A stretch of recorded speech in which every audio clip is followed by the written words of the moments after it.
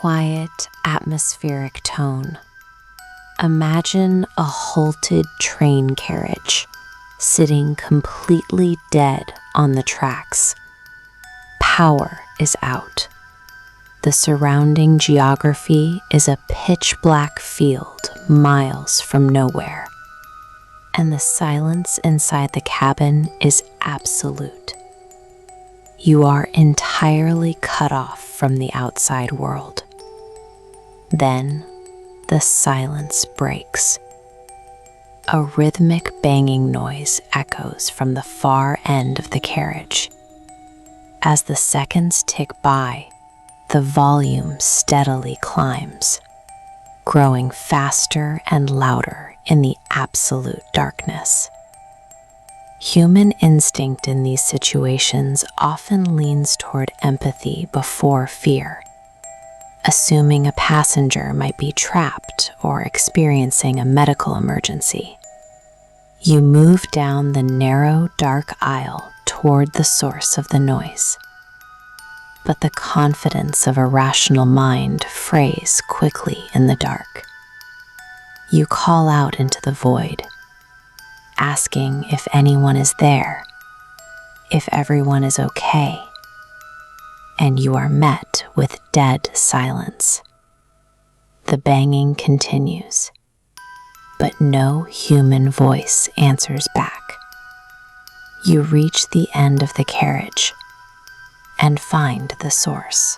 The heavy steel door to the train's toilet is violently swinging open and slamming shut on its own. There is no open window, no draft of wind, and no physical mechanism that could move a door of that weight with such force. The human brain relies on physics to process reality.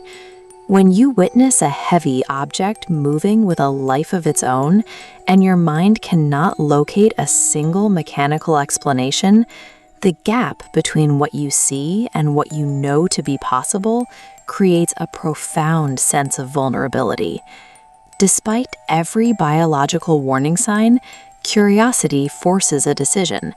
You cross the threshold, physically stepping into the cramped dimensions of the bathroom to confront whatever is moving the door.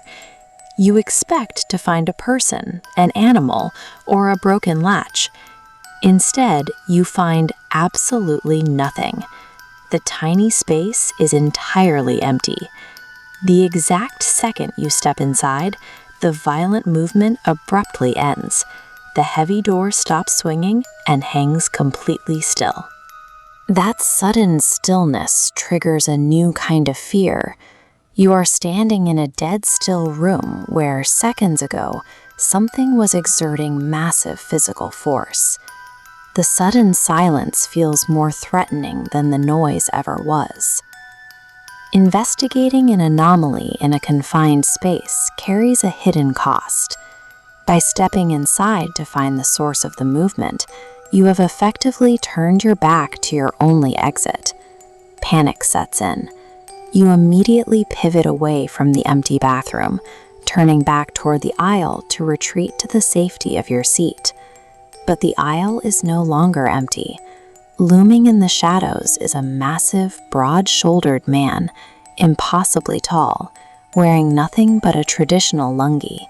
He is holding a posture that defies normal logic.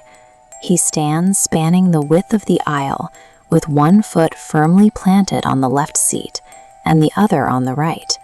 His arms are tightly folded across his chest, and he is staring directly down at you. In a moment like this, there is no time to rationalize or question what you're seeing. The body reacts before the mind can even begin to form a thought, surging with the need to move. The aisle is blocked.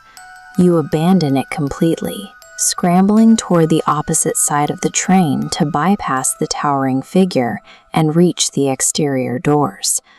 You throw yourself out of the carriage, launching blindly into the dark, empty field outside. Scrambling over the dirt and grass, you sprint down the length of the halted train to force your way into a completely different carriage. When confronted with the inexplicable, the human response doesn't pause to gather evidence. It demands immediate physical distance and a solid barrier between yourself and the threat.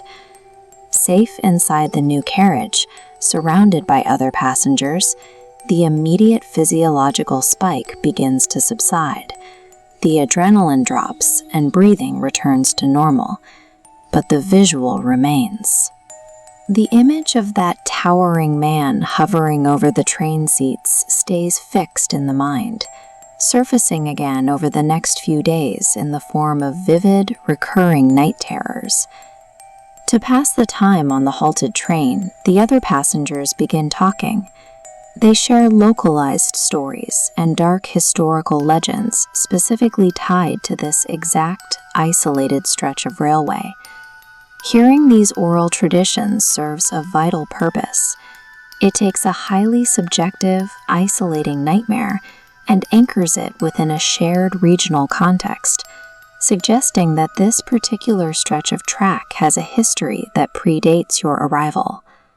The train eventually moves on, but for the person who stood in that aisle, the geography of a quiet carriage has changed. It is a reminder that in these isolated, liminal spaces, the feeling of being watched doesn't always disappear when you leave.